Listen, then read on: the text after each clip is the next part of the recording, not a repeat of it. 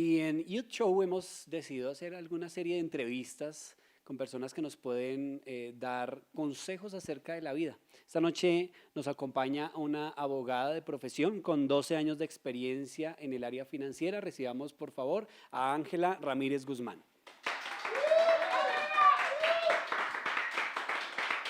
¿Cómo estás, Angelita? Hola, Eddie, muy bien, muchas gracias. Nerviosa un poquito, ¿cierto? Ay, sí, es la primera vez. Tranquila. Angelita, ¿hace cuánto estás con nosotros en la iglesia? Ya vamos 8 años larguitos, 8 años pasaditos. Ok, ¿qué te trajo a la iglesia? ¿Qué pasó en particular para que decidieras empezar a buscar de Dios? Dios, la necesidad de verdad de encontrar esa llenura espiritual que absolutamente nada pudo llenar. Entonces creo que él ya me había estado llamando, pero había sido como necia ese llamado. Había buscado como por otras partes lo que no había Ujú. encontrado realmente esa plenitud. Y él fue el que realmente me trajo aquí, entonces inicialmente a Bosa y ya después ese propósito por el que me trajo aquí era llegar a Remavid y claramente pues a sus pies. Ok, y ahí nos encontramos nosotros, me acuerdo que nos vimos y charlamos, creo que exactamente el día que llegaste a la iglesia, ¿no? El primer día, tal Ok. cual. Bueno, tú eres abogada de profesión, pero ejerces en particular en el área financiera. ¿Cómo haces para manejar como las dos áreas? ¿Cómo la manejas? Lo que pasa es que llevo más o menos 12 años en el sector financiero, entonces pues la experiencia como tal de este sector, ya estando en él, fue que comencé a estudiar Derecho. Entonces ya tú vas por una línea, ya vas enfocado, ¿sí? Yo trabajo en el sector financiero, en lo que ya ejerzo como tal del derecho es privado, es independiente, entonces lo Ok, hago en los tiempos donde no estoy en el sector, pero definitivamente el sector es el que te va guiando a los procesos porque es un plus que tienes, porque es conocer claro. mucho de las dos áreas, entonces es bueno por ese lado. Ok, pero hoy vamos a enfocarnos en temas financieros y particularmente caseros. Y quería preguntarte inicialmente, porque a mí me ha pasado mucho, y es con el tema de los créditos. Yo sé que hay personas que nos están viendo que han tomado créditos, ¿sí? Hemos tomado créditos y con el tiempo nos empezamos a ver colgados porque como que el crédito termina absorbiendo. Ahora, como pues este es un programa juvenil, hay muchos jóvenes que de pronto están empezando su vida, llamémoslo financiera, y o otros llevan un montón como ya de errores cometidos, pero los que de pronto nos ven y no han cometido esos errores. ¿Qué consejos les das a una persona desde el sector que tú ves todos los días al respecto de manejar esa área económica? Lo que pasa es que hay que ser muy responsables al principio, desde el principio, porque se toma como a la ligera, o sea, como es mi primera obligación, es algo pequeño, Ujú. eh, de pronto no se le da la trascendencia que tiene el producto al futuro. O sea, cuando tú tienes 18 años que estás comenzando, digamos, el sector financiero, tú no piensas que en 5 años quieres la casa, que en 3 años quieres el vehículo, entonces lo ves como algo muy sencillo. Y no, es realmente tomar conciencia desde el principio que este es el camino que te va a llevar a ese futuro respaldo en deudas grandes. Tú ahorita puedes estar viendo perfectamente un cupo, una tarjeta de crédito donde yo trabajo comienza con 200.000 pesos, pero es la trascendencia de ese buen comportamiento el que te va a llevar a 50 millones de pesos en un Es, futuro. es decir, así sea pequeño el crédito, cuenta ser muy juicioso con esto para que más adelante cuando el crédito no sea de, no sé, 500.000, 1 millón, sino de 200 millones de una casa, cuenta lo primero para que realmente se pueda lo segundo. Es absolutamente necesario el comportamiento financiero excelente desde el principio para que realmente avances. Es un proceso, como todo, ¿sí? Si tú comienzas bien, yo le digo a veces a los clientes, o sea, si un vecino te pide a ti 200.000 pesos y no te los paga y después llega el año y te dice, ven, ahora necesito 300.000, pero estos sí te los voy a pagar, ¿tú los pagas? ¿Tú los prestas? Ya Claramente no. no, o sea, tienes un precedente y dices, oye, no, o sea, no se comportó bien con esto que fue tan pequeño, ¿cómo voy a ir dándole más? El sector financiero es ese vecino, es al que tú estás acudiendo, pero el cual tú tienes que dejar una huella recomendable para que esa persona diga, oiga, le confié, así sea 200.000 pesos, le confié 1 millón de pesos, me los pagó cumplido, no tuve que rogar, no tuve que llamar, pues efectivamente para lo más así lo va a hacer. Es un proceso y van cupos aumentando. Yo he visto clientes donde hemos comenzado con 1.000.000 y a los 5 meses ya le están ofreciendo 15 millones, 20 millones. Entonces, Porque se está claramente, portando juiciosos en sus pagos. exactamente, o sea, es indispensable para poder ir avanzando. Si no lo veas en este momento como el cupo de 500.000, como el cupo de 1.000.000. Tienes que verlo desde ya como el futuro financiero que vas a tener y como esa huella que le vas a dejar al sector para que puedas tener una firma de respaldo para ellos también. Ahora, hay personas que le tienen miedo a esto, entonces nunca obtienen un crédito porque dicen, no, no sé si voy a pagar, no sé si voy a alcanzar, entonces evitan los créditos, eso también es malo. Es totalmente negativo porque tú puede que llegues a los 30 años y tengas un ingreso, no sé, de 10 millones de pesos. Pero si no sabemos cómo eres, financieramente hablando, cómo te comportas, si eres juicioso, si eres responsable, pues la entidad no va a asumirle el riesgo, ¿sí?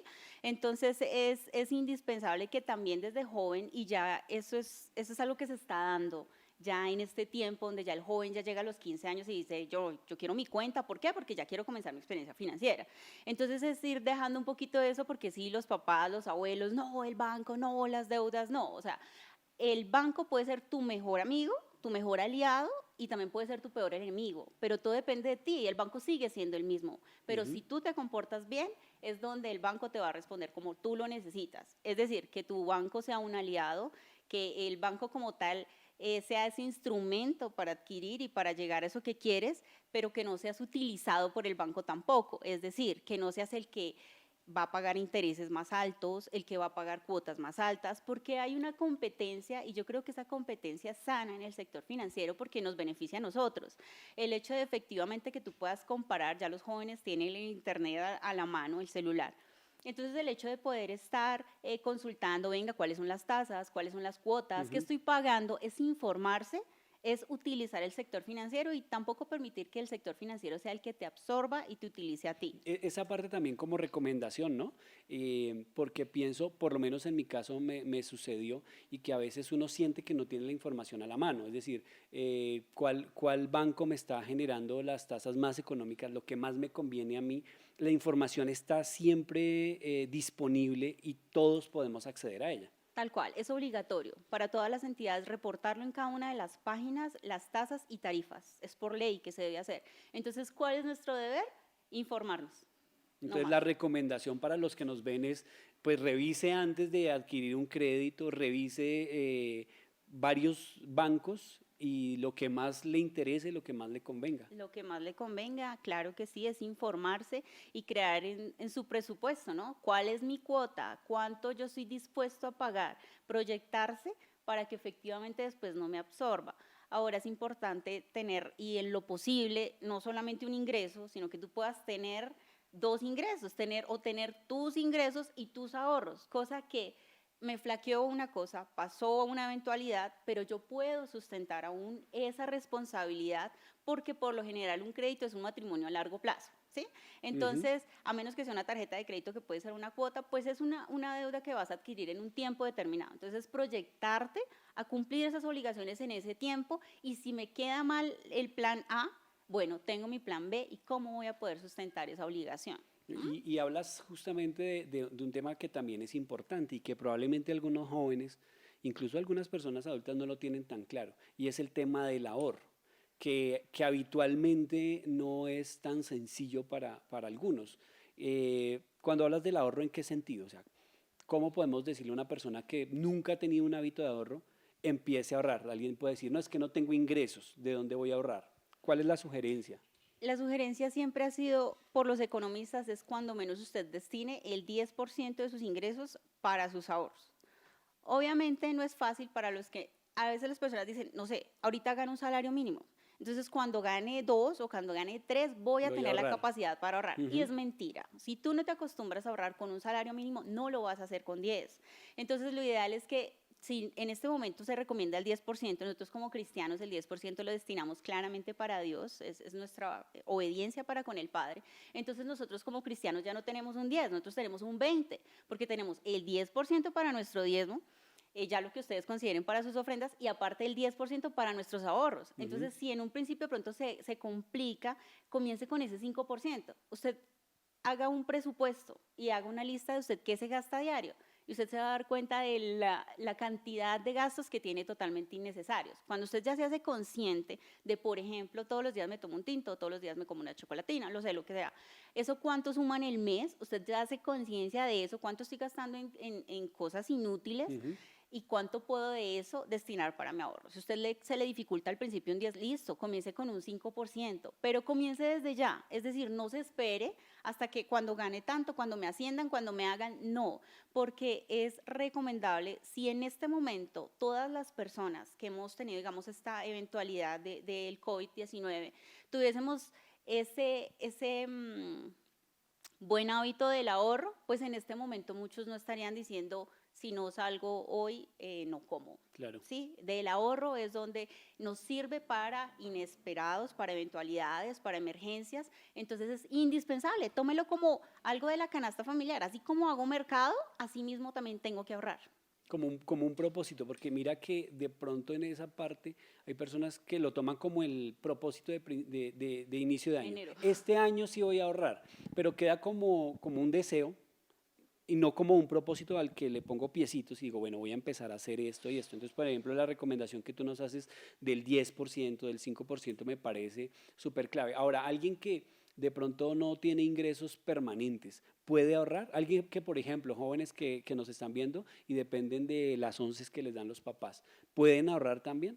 Claro que sí, y es importante comenzar a hacerlo desde pequeños y nosotros como padres tenemos la responsabilidad de ello hacia nuestros hijos. Entonces yo le decía, por ejemplo, a mi hija, yo te doy tanto, no sé, listo, de eso te vas a programar y vas a ahorrar tanto. Así sea una moneda de 200 pesos, 300 pesos. Eso ahorita que yo estoy recibiendo, no sé, 3.000, 5.000 pesos para los chicos que están en la universidad, en el colegio, no sé, eso les va a incentivar y les va a generar ese hábito para cuando ya reciban mayores Eso te ingresos. iba a preguntar justamente, porque hay personas que piensan que porque son solo 200 pesos no hay valor, o sea, 200 pesos ahorrados ahí guardados, no voy a hacer nada con ellos.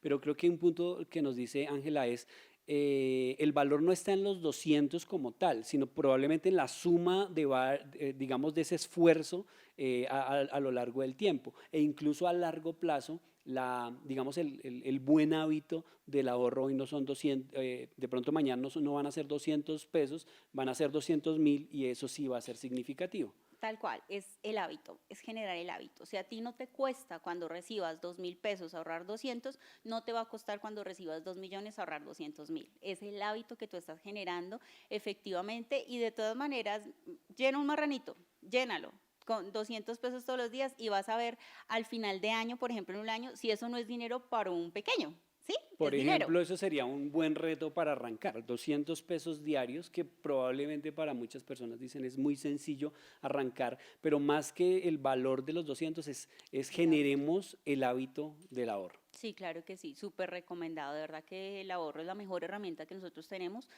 para eventualidades como las que estamos pasando ahorita. Listo.